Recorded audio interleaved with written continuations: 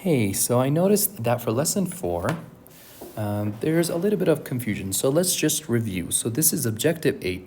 Given a figure displaying a reaction energy profile and or a proposed mechanism, so the figure is right here with the energy and the vertical axis and the reaction extent on the horizontal axis, identify the rate determining and non-rate determining steps.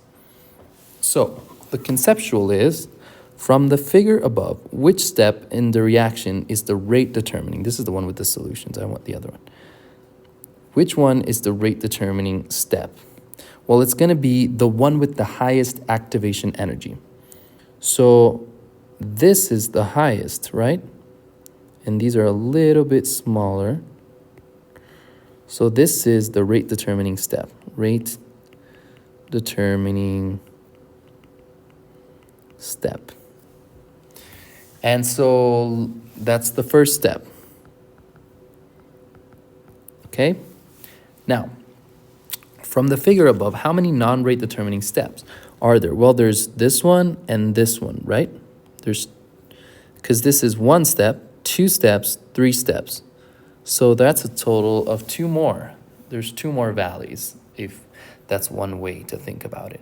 Now, given a figure displaying a reaction energy profile and or a proposed mechanism, identify which energy levels represent which reactants, products, intermediate, and transition states. So A is going to be the reactant and E is going to be the product, because A is the first thing that happens and E is the last thing that happens. B appears as a product first and then as a reactant, so it's an intermediate. Same for C and for D. So those are all intermediate, and the transition states are the spaces basically between these steps. So the peaks, there's 3 peaks here. There's 3 transition states. Okay? And there's also 3 steps. Step 1, step 2, step 3. The transition states are transition state 1, transition state 2, and transition state 3. I hope I didn't confuse you with that.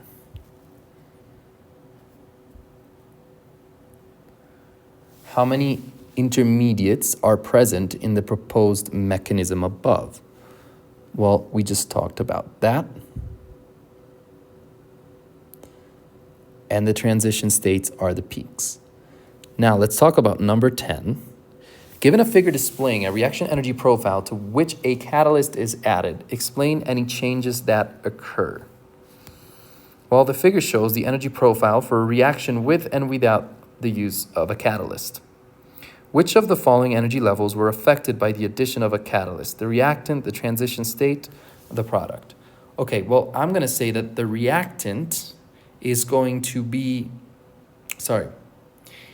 the one with the lower activation energy is the one with the catalyst, because the whole purpose of a catalyst is to lower the activation energy so that the rate at which the reaction happens is faster, is larger.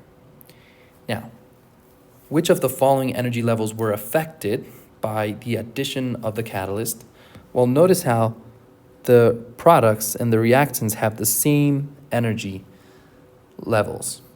What changed was the in-between. So in-between, that's the transition states.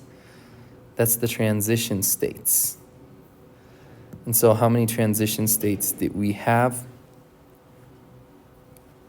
compared to the uncatalyzed reaction? Well, here there's 1 transition. Here there's 1, 2, and 3 transitions. So we have 2 more. Okay? So those are transition states. And they're different, and that's the key point that I want to drive home, from the intermediates, which are the valleys. Okay? Well, I wish you good luck on the quiz.